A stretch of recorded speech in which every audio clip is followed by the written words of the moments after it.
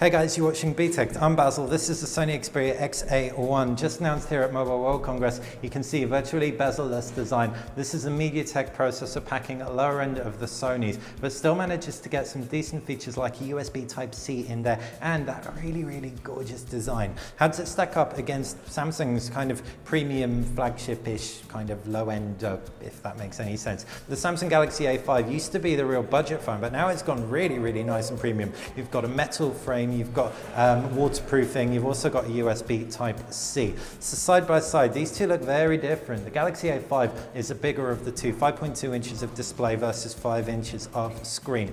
The Galaxy A5 also packs kind of a glass front, glass back, and just feels that bit richer in the hand, but it also feels bulkier. What's beautiful about the XA1 is the lack of bezels either side mean that if you've got smaller hands, it just looks and feels that bit more elegant.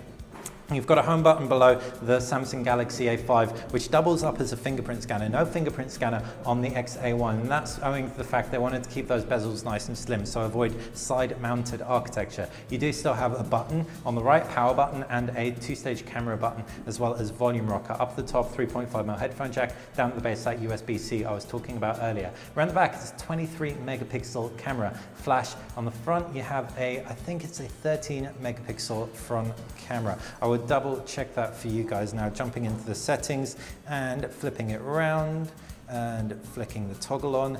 8 megapixel front camera. Like I said, powered along by a MediaTek processor. It's the lower end of the two. Now let's quickly talk about the design of the Galaxy A5. USB-C headphone jack, both at the bottom. Right hand side is where you've got that power button. It looks like there's a speaker on the right hand side, which is pretty random, but I guess if you're holding this thing for gaming, that's a really great place to have a speaker.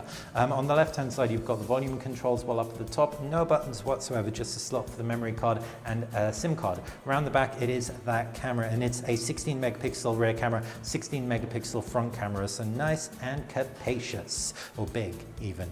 If we take a look at the user interfaces, they are different. Both run Android 7, but they pack different looks and feels. Sony's pull down from any screen to get universal search. You can also see your applications tray as well, and you can pull down from the top to get that quick toggles menu and notifications menu. As for the Samsung UI, it is Samsung Touch Wiz. So we've seen this before, looks very familiar to what we've seen before. Pull down from the top and you can see quick toggles, so it's still two-tier pull down. A lot of similarities, identical app support across both devices. The power under the hood of the Samsung Galaxy A5 is an Exynos 7880. The 7880 is going to be more powerful probably than the MediaTek processor. We haven't benchmarked this thing though.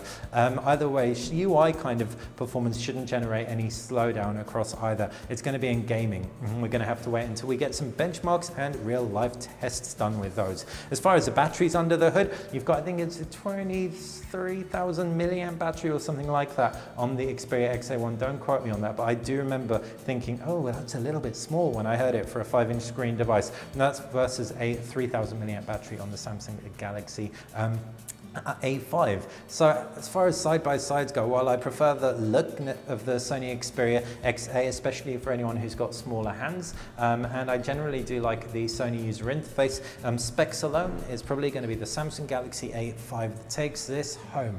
What do you guys think? Let us know your thoughts in the comments section below. Really have to wait on pricing to see if these are even comparable devices. But yeah, let us know what you think. Subscribe to the channel if you want to stay on top of everything we do. And if you enjoyed this video, click that like button. Thanks for watching BTech.